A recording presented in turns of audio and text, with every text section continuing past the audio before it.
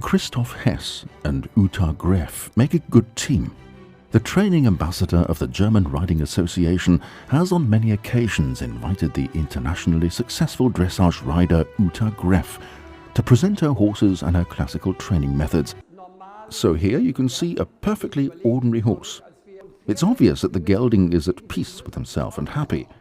That's something which can only be achieved if horses are looked after correctly at home, are contented and are ridden as we see here. We, as riders and horse lovers, must learn to understand and interpret the horse's body language correctly. You can see in a marvellous way here how Uta rides transitions by letting the horse continue to follow through while not braking at the front. It's really awful for the horse if you shut the door in front, so to speak. Everything you do with your hands, or which stems from the bit, is bad riding. Perhaps we could do another flying change now.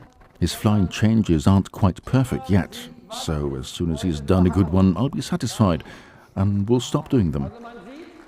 You can see that he jumped through all the last changes. They weren't quite perfect from a relaxation point of view, but he did jump through them from the rear, and that was the most important goal to achieve.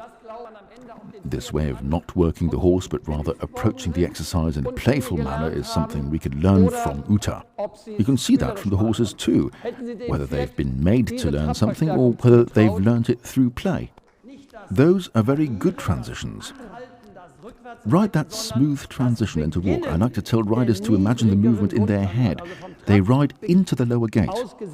They don't slow down, don't halt or ride backwards. They start the lower gate. Uta's starting the walk. That's a completely different notion than if one were to say she's stopping the trot. To end something means using your hands. To start something means using the leg.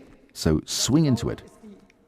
This is one of the basic arts we need to work on with our horses. The horse is in front of his rider, who swings into the movement and who, through that swing, makes the movement greater, more aesthetic and more cadenced. She can release the reins through her hands at any time and get a maximum stretch. I don't believe there are many riders in the world that can get that right. I can feast my eyes on that. Not that perfect dynamic piaffe that earns a mark of 10.0, but rather, for me, this is perfection.